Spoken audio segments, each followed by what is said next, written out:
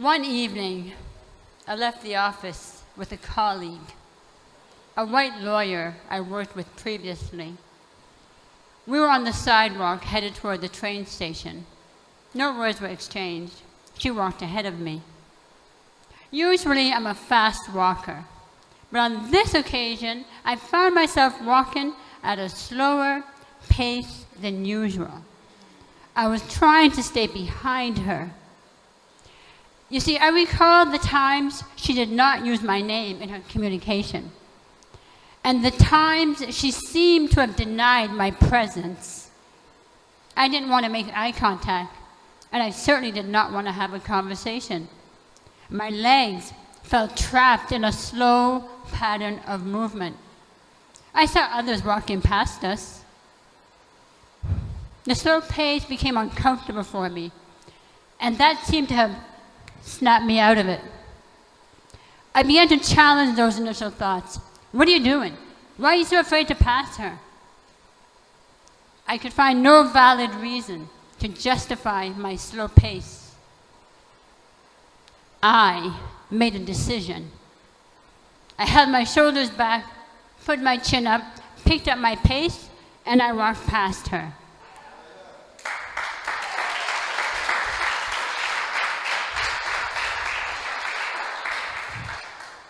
Wow, I was shocked to observe what just happened to me.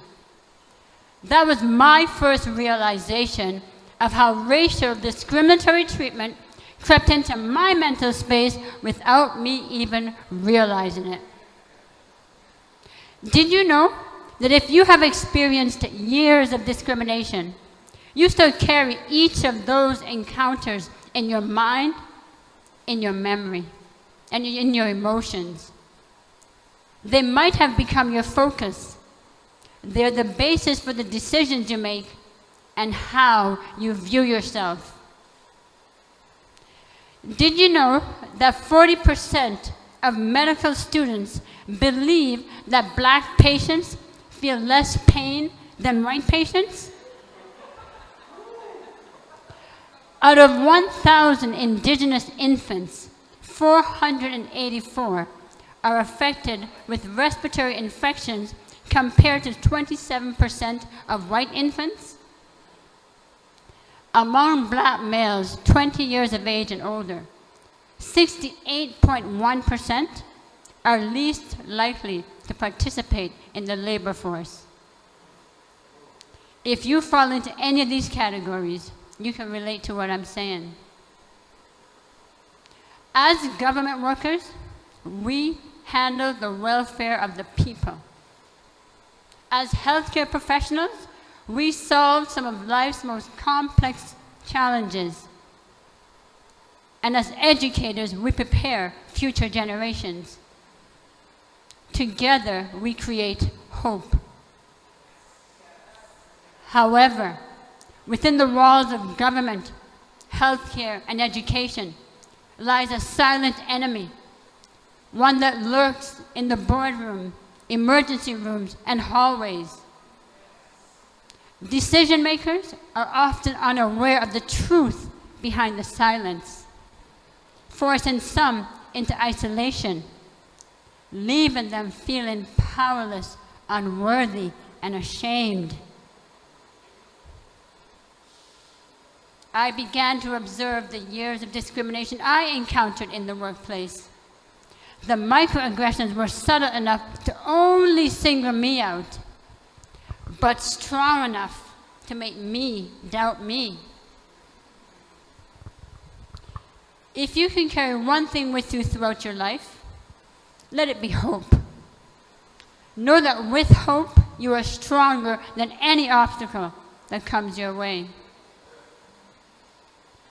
Some of us have experienced the pressures of having hit that proverbial glass ceiling. No promotion for you, no opportunity for learning and development, repeatedly being disappointed after working so hard, and no to economic progress. After all this, you still show up to work, put a smile on your face, and act as if all is well. people of color are overrepresented in low entry-level positions and underrepresented in senior and executive roles.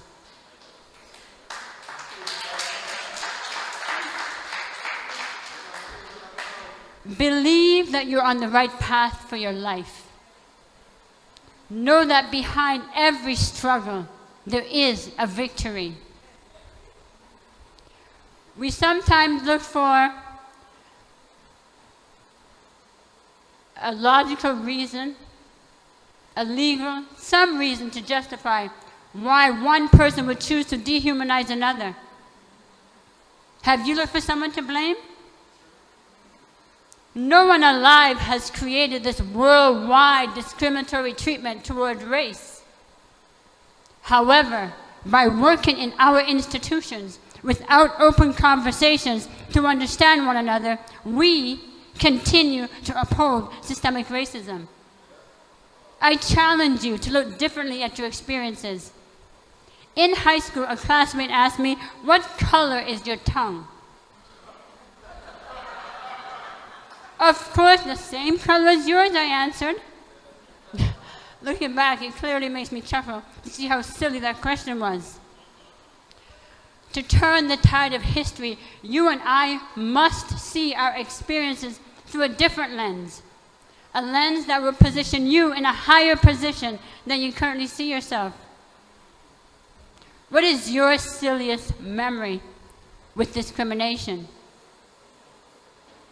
Are we ready to have open, courageous conversations about discrimination, both with the leadership responsible for the upkeep of racist behavior and those oppressed under it? Some organizations have acknowledged and even apologized for the presence of discrimination. Leaders have the opportunity to create a space to confront microaggression at the moment. Imagine a workplace where leaders created a learning space for all workers to speak out from the earliest signs of being subjected to discrimination. How much closer would we be to dismantling systemic racism? Change is closer than we think.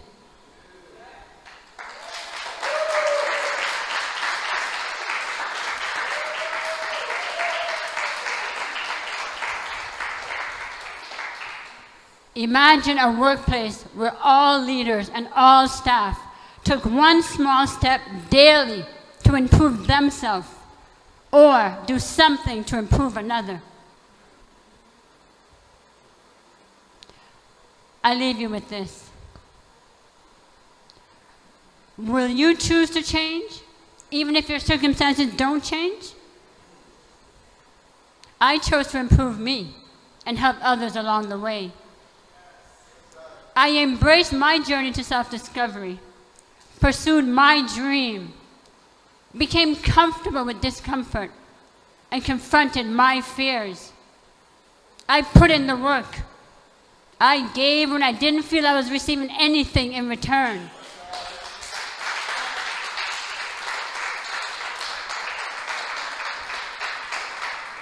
I improved myself, took my power back, accomplished my dream. I am now on the other side of racism.